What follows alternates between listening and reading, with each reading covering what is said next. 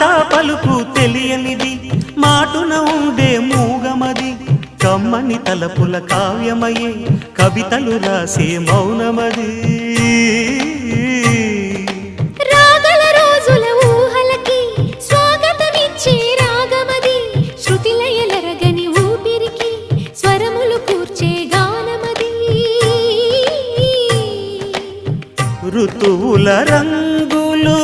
మార్చేది కల్పన కలిగిన మది భావం